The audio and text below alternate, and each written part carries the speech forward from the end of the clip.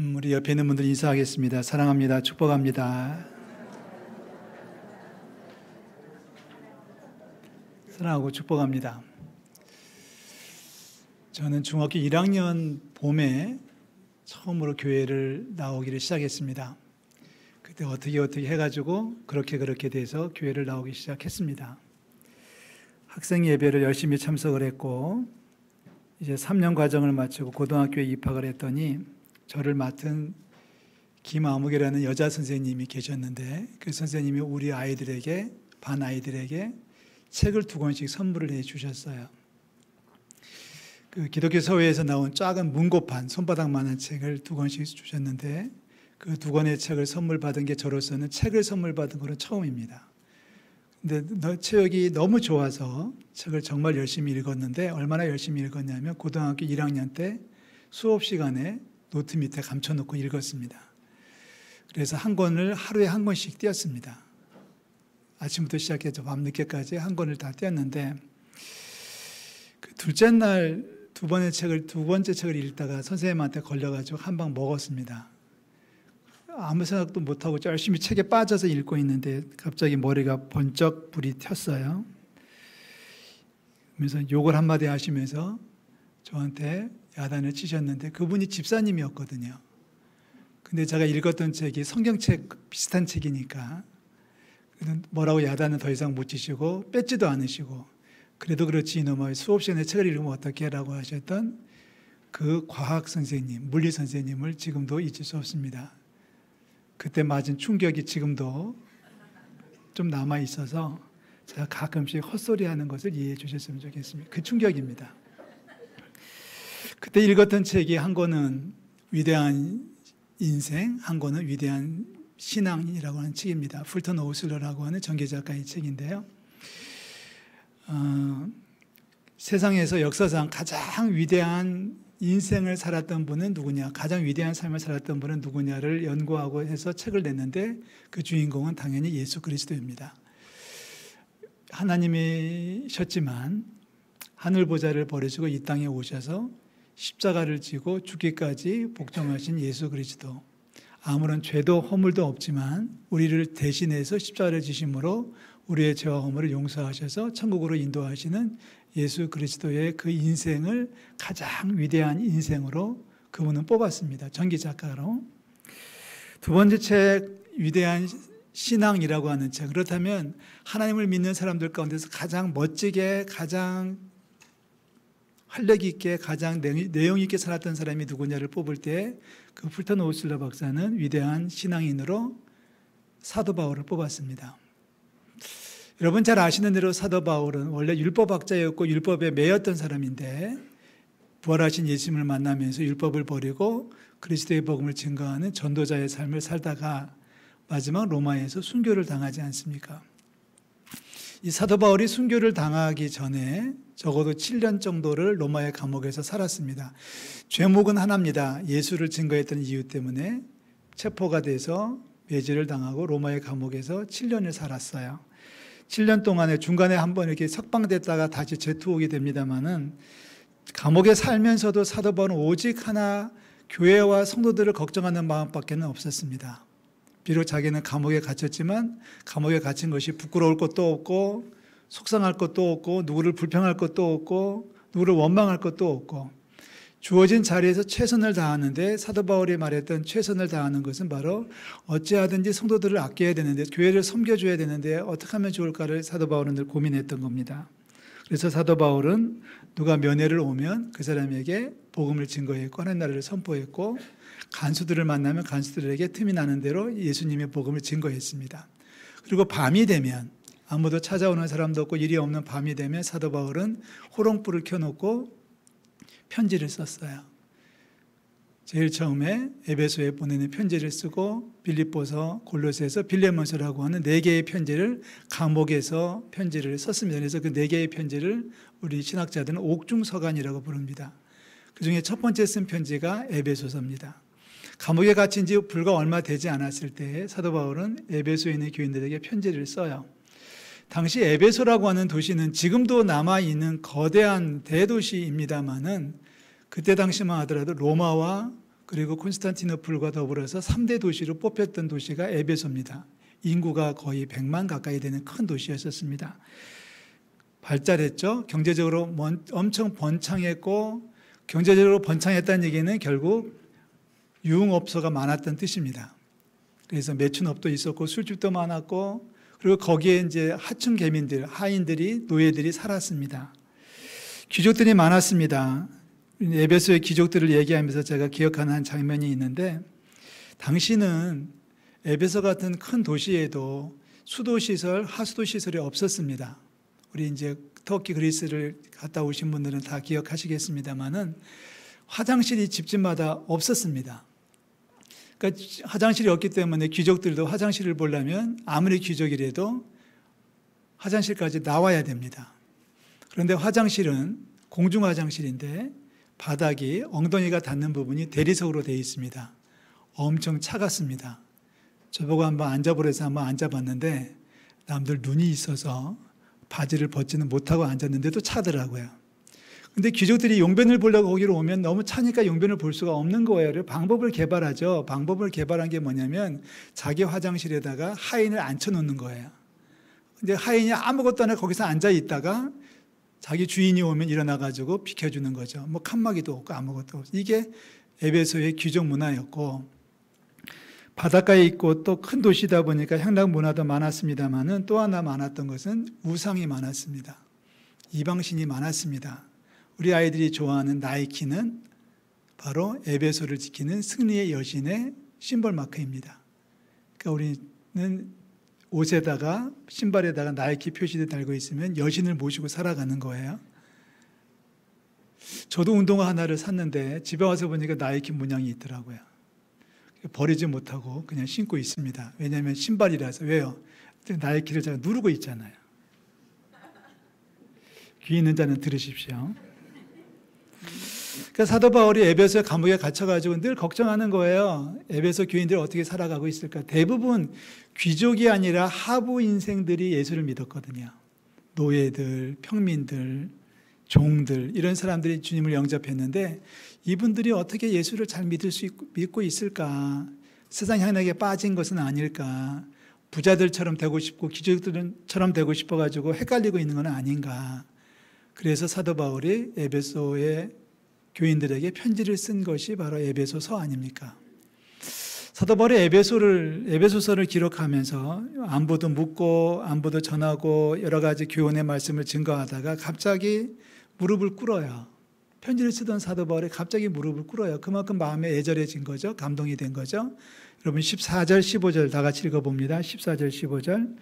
이러므로 내가 하늘의 땅과 있는 모든 각 족속에게 이름을 주신 아버지 앞에 무릎을 꿇고 비노니. 네, 갑자기 편지를 쓰다가 무릎을 꿇어요. 편지를 쓰다가 무슨 생각이 감동이 됐는지, 마음에 감동이 왔는지 무릎을 꿇고 갑자기 기도를 시작하는 거예요. 자, 사도 바울이 에베소 교인들을 위해서 기도하는 내용이 과연 뭘까요? 오늘 성경은 세 가지로 요약을 해서 설명해 주고 있습니다. 첫째는 16절이죠. 다 같이 읽습니다. 16절. 그의 영광의 풍성함을 따라 그의 성령으로 말미암아 너희 속사람을 능력으로 강건하게 하시오며. 자, 긴 문장이 나왔는데 문장을 줄이면 너희들 속사람이 건강해야 돼, 이런 뜻이에요. 눈으로 보는 거는 다 향락 문화고 귀족 문화고 그런 어떤 태폐적인 문화에 쩌들어 있는 에베소 교인들이 그런 외모에 신경 쓰지 말고, 외적인 것에 신경 쓰지 말고 속 사람이 건강해져야 됩니다라고 기도하고 있는 거예요. 사실 우리도 마찬가지 아닌가요? 거울을 보고 겉모양을 맞추고 꾸미고 또 여러 가지 생각을 하지 않습니까? 주의 이름으로 축복합니다. 속 사람이 건강하시기를 주의 이름으로 축원합니다. 속사람이라고 말하는 것은 뭐 간이나 뭐 폐나 심장을 얘기하는 것이 아니라 그보다 더 성령으로 역사하시는 하나님의 영혼이 깃들어 있는 우리의 심령을 얘기하는 거예요. 내장이 튼튼한 게 아니라 우리의 심령을 얘기하는 거예요. 근데 우리는 심령이 약해져 있는데 잘 몰라요. 이게 문제거든요. 세상으로는 다 얼굴을 보면서 화장을 하고 육체적 건강을 위해서 운동을 하고 좋은 약을 먹고 음식을 먹고 뭐 여러 가지 우리가 최선의 노력을 다하지만 영적으로 병든다는 것을 잘 모른다고 하는 게 이게 문제거든요. 그런데 사도 바울이 강조하는 겁니다. 사랑하는 성도 여러분, 여러분들은 속사람이 건강해져야 돼요 라고 얘기합니다. 자, 두 번째, 속사람이 건강해지려면 어떻게 해야 될까요? 사도 바울은 17절에서 이렇게 얘기합니다. 믿음으로 말미암아 그리스도께서 너희 마음에 계시게 하시옵고. 자, 그리스도가 어디에 계셔요? 우리 마음에 누가 계셔요?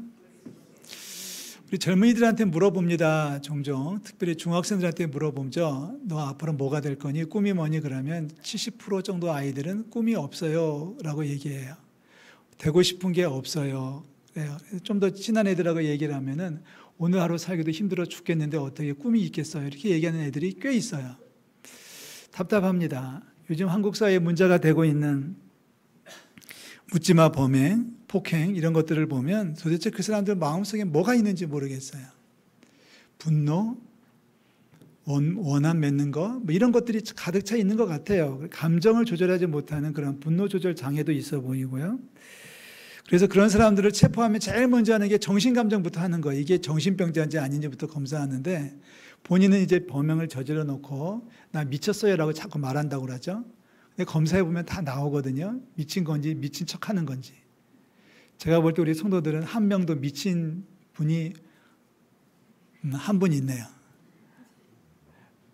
본인은 안 미쳤는데 본인이 미친 것처럼 얘기하는데 아니에요. 미치지 않았어요. 우리는 정상이에요. 특별히 정상인 이유는 우리 마음에 그리스도 예수가 계시기 때문인 줄로 믿습니다. 자, 꿈, 어떤 소망 이런 거 얘기하기 전에 우리 마음속에 예수님을 모시고 살아간다면 우리는 속사람이 건강해질 줄로 믿습니다. 자, 예수님을 모시고 살아간다면 또 하나의 기도 제목을 사도 바울은 얘기하죠.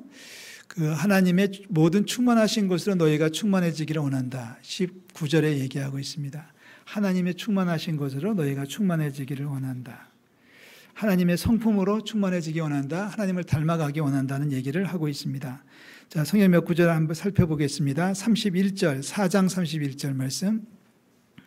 하나님 그리스도가 마음에 계시고 하나님의 충만하신 곳에서 살아가는, 그래서 속사람이 건강한 사람의 모습을 바울은 계속해서 설명하고 있는데 31절입니다. 다 같이 읽습니다.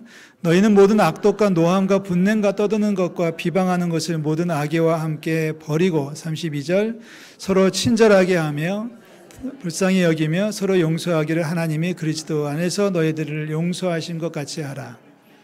할렐루야. 하나님은 사랑이십니다. 믿습니까? 하나님이 사랑이시라면 우리도 사랑해야 되는 거예요.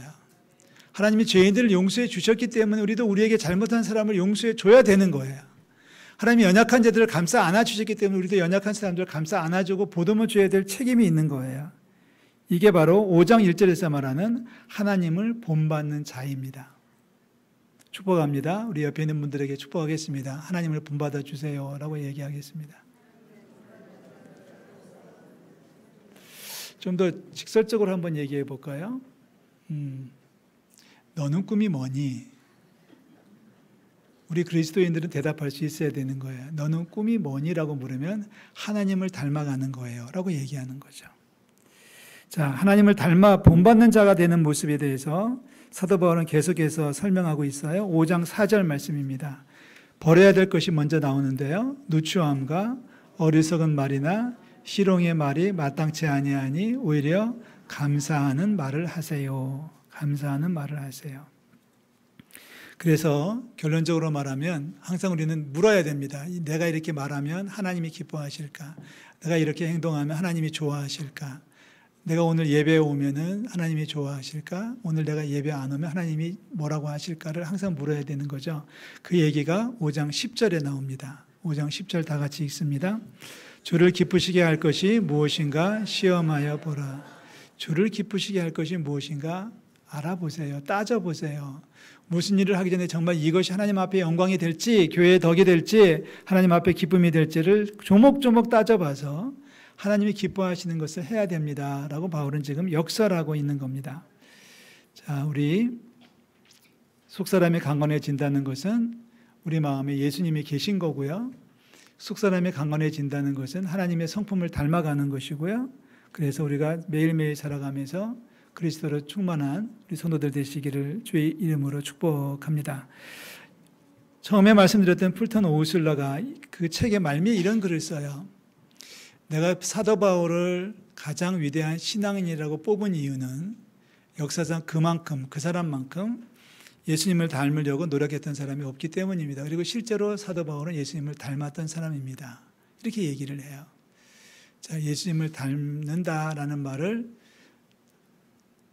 다른 각도에서 한 번 더 설명을 해보려고 합니다. 한번 먼저 답부터 얘기할게요. 예수님을 생각나게 하는 사람. 해보세요. 말이 어렵나요? 예수님을 생각나게 한다. 네덜란드의 영성신학자 가운데 헨리 나우엔이라고 하는 사람이 있습니다. 돌아가신 지 26년 됐는데 저는 헨리 나우엔의 출판된 책을 거의 다 가지고 있습니다. 그래서 한 번, 두 번 계속 책이 얇아요. 굉장히 얇은 책들을 많이 쓰셨는데 대학의 교수로 있으면서 그 성공의 신부, 제수익 교단의 신부로 평생을 살았던 분입니다. 60대 초반에 갑자기 심장마비가 와서 돌아가셨습니다마는 며칠 전에 저희 아들이 저희 집을 왔어요. 와가지고 책을 한 권을 쑥 내미는데 헨리 나우엔의 유고집을 저한테 선물로 주고 갔어요. 저는 나우엔의 책이 더 이상 안 나올 거라고 봤거든요. 돌아가신 지 25년, 26년 됐으니까 이제는 더 이상 안 나올 거라고 보고 이제 책을 더 이상 찾지도 않는데 제가 나우엔을 좋아하는 것을 아는 저희 아들 녀석이 그 책을 저한테 선물을 해주고 갔어요. 참 착하죠? 그래서 그 책을 또 읽고 있습니다만은 나우엔이 했던 말 가운데 우리가 기억해야 될 말이 바로 그거예요. 예수님을 생각나게 한다. 예수님을 생각나게 한다. 그러니까 누구든지 우리와 얘기를 해보면 한 5분만 10분만 얘기를 해보면 내가 말을 안 했는데도 예수란 예자도 사용하지 않았음에도 불구하고 내 안에 있는 예수님이 보여지는 거죠. 그러니까 그분이 나를 통해서 예수님이 생각나게 된다는 거예요. 어떤 분은요, 얘기를 하면 그분하고 한 10분만 얘기해 보면 화나는 분이 있어요. 그래서 그분하고 얘기하면 나도 외국 여행 한번 가봐야지 그럴 때가 있고요. 어떤 분하고 얘기해 보면은 나도 이혼해 버릴까? 이렇게 생각하게 만드는 사람이 있잖아요. 근데 우리 믿는 사람들은 그렇게 살면 안 된다는 거예요. 우리는 예수님을 생각나게 하는 사람이어야 된다는 거예요. 굳이 우리가 예수님을 증거하지 않아도 나와 얘기해 보면은 예수님을 저절로 생각날 수 있도록 만들어주는 것은 내 외모가 아니에요. 내 속사람이에요. 내 마음에 그리스도 예수로 충만하면 내 입에서 나오는 말이 하나님 앞에 영광이 될 거예요. 내 속에 예수님이 충만하면, 내 속에 예수의 마음으로 살아가고 있다면 내 입에서 나오는 말도 감사하는 말이 나올 거예요. 그래서 만약에 그 사람들이 나를 보면 예수님을 믿고 싶어진다 이렇게 생각이 들 정도가 돼야 된다고 하는 것이 헨리 나우엔의 역설이고요. 이 말을 사도 바울도 똑같이 하는 겁니다. 너희 속사람이 강건해져야 되거든요. 아무리 세상이 흉흉하고 세상에 난리가 나고 세상이 향락에 물들고 있다고 할지라도 그 사람들 본받으려고 하지 말고 하나님을 본받아야 돼요. 그리스도 예수로 충만해져야 돼요. 속사람이 건강해져야 돼요. 이 말을 사도 바울이 쓰다가 편지를 쓰다가 갑자기 마음에 감동이 돼서 무릎을 꿇고 비는 거예요. 하나님, 에베소 교인들을 축복해 주세요. 저 사람들 좀 살려주세요. 저 사람들 세상에 빠지지 않게 해주세요. 에베소 교인들을 살려주세요. 저 사람들 속사람이 건강하게 해주세요. 이 기도는 오늘 우리를 향하신 하나님의 기도인 줄로 믿습니다. 그렇지 않겠습니까? 우리 속사람이 건강해져야 되지 않겠습니까? 오늘 아침에 교회 나오실 때까지 일어나셔서 여기까지 오시는 동안에 거울을 몇 번을 보셨습니까? 건강을 위해서 우리가 먹은 약은 몇 개나 드셨습니까? 무슨 약 뭐 해가지고 몇 개나 드셨습니까? 지금 우리의 육신을 위해서 지금 필요한 것은 무엇입니까? 두 가지가 필요한 것 같아요. 제가 볼 때는 어떤 분들은 잠이 필요한 것 같고 어떤 분들은 밥이 필요한 것 같고. 근데 성령은 말씀하십니다. 너희들 속사람이 건강해야 돼. 그러려면 너희들 마음에 예수님을 모시고 살아가야 돼. 네 마음에 예수님이 있다면, 그리스도가 계시다면 누구든지 너를 보는 순간에 예수님을 생각할 수 있을 거야. 저도 이 부분을 놓고서 많이 고민하고 기도하고 있어요. 과연 나는 예수님을 보여주는 사람일까? 예수님을 나는 생각하게 하는 사람일까? 몇 년 전에 저를 충격에 빠뜨린 한 해프닝이 있었어요. 어느 카페를 갔는데 저에게 젊은 집사님이 친구들하고 커피를 마시고 계셨어요. 그러다가 저를 만나니까 친구들한테 저를 소개를 해줬어요. 근데 다행히 목사라고 소개를 해줬어요. 근데 그 앞에 붙은 수식어가 저에게 충격을 빠뜨렸습니다. 우리 목사님 진짜 재밌다. 그렇게 소개를 하는 거예요. 근데 그 말이 뭐 칭찬인지 욕인지는 모르겠는데 뭐 나쁜 뜻으로 말한 건 분명 아니겠죠. 아니 재미 한 개도 없는 것보다 재밌는 게 낫지 않아요? 그런데 아니 친구한테 목사를 소개하면서 우리 목사님 코미디언 같다고 소개하는 그 마음은 뭘까요? 결국은 제가 문제가 아니겠어요? 제가 머리에 뭐 맞았다고 헛소리하고 있고 실없는 소리하고 있고 그게 문제가 아닐까 싶어서 저도 회개하고 고치려고 노력하는데 천성이 그렇게 먹었기 때문에 잘 안 되더라고요. 근데 곰곰이 생각해봐요. 그분이 저를 소개하면서 우리 목사님은 말이야 목사님 보면 예수님이 생각나. 그러면 얼마나 좋았겠어요. 근데 오늘 목사님 보니까 예수님 생각 안 나니? 이렇게 얘기했으면 얼마나 좋았겠어요. 저를 보는 순간에 아는 척 해야 될지 모르는 척 해야 될지 순간적으로 망설이는 기색이 역력했거든요. 근데 할 수 없이 가까이 접근했기 때문에 저도 모르고 접근했기 때문에 저를 소개하는데 우리 목사님 어떻다? 이 말이 저한테는 하나님의 음성으로 들리더라고요. 그래서 노력하는 거예요. 누구든지 나를 보는 사람마다 하나님이 예수님이 생각나도록 해줘야 되겠다. 그러려면은 우리의 속사람이 건강해져야 될 것이고요. 그러려면 우리 마음에 예수님이 계셔야 될 거고요. 그러려면 우리의 성품이 불평과 원망과 짜증과 실증내는 소리를 그런 누추한 말을 하는 게 아니라 감사하는 말을 하면서 더 많이 축복하고 더 많이 감사해야 되지 않을까. 그러면 내 성품도 내 모습도 내 인성도 달라져서 예수님을 생각나게 하는 사람에 조금씩 접근해 가지 않을까라는 기대감을 가지고 있습니다. 노력하고 있어요. 주의 이름으로 축복합니다. 사랑하는 성도 여러분, 예수님을 생각나게 하는 사람으로 거듭날 수 있기를 주의 이름으로 축복합니다. 속사람이 강건해지셔야 돼요. 속사람이 강건해지려면 예수님을 모시고 살아야 되고요. 속사람이 강건해지려면 하나님처럼 닮아가야 된다는 걸 기억해 주시고요. 우리를 위해서 십자가에 죽기까지 하신 예수님을 생각하면서 속사람이 강건해서 예수님 때문에 행복하고 예수님 때문에 행복하게 만드는 저 여러분들이 되시기를 주의 이름으로 축복합니다. 축원합니다. 기도하겠습니다. 하나님 아버지 은혜와 사랑을 감사드립니다. 믿음 안에서 오늘도 하루를 출발했고 예배할 수 있음을 감사드리고 하나님 앞에 말씀을 나눌 수 있음에 감사드리고 찬송할 수 있음에 감사드립니다. 하나님 우리의 속사람이 강건해지기 원합니다. 예수님을 우리 마음에 모시고 살게 도와주시고 하나님의 성품을 닮아가는 저희들 될 수 있도록 하나님을 본받는 자가 될 수 있도록 우리를 성령으로 다스려 주시옵소서. 하나님과 함께 살기 원합니다. 그리스도와 함께 살기 원합니다. 그래서 만나는 이들에게 예수님을 생각나게 할 정도로 우리의 믿음이 성숙되고 성령으로 충만해지기를 원합니다. 하나님 아버지 우리의 몸에서 우리의 삶에서 예수 향기가 무럭무럭 피어나게 도와주시고 가정에서나 일터에서나 누구를 만나든지 예수님을 생각나게 하는 멋진 인생이 될 수 있도록 우리 모든 성도들을 축복하여 주시옵소서. 아버지 속사람이 강건해지기 원합니다. 심령 깊은 곳에 그리스도로 충만해지는 거룩한 역사를 허락하여 주시옵소서. 예수 그리스도 이름으로 기도하옵나이다. 아멘.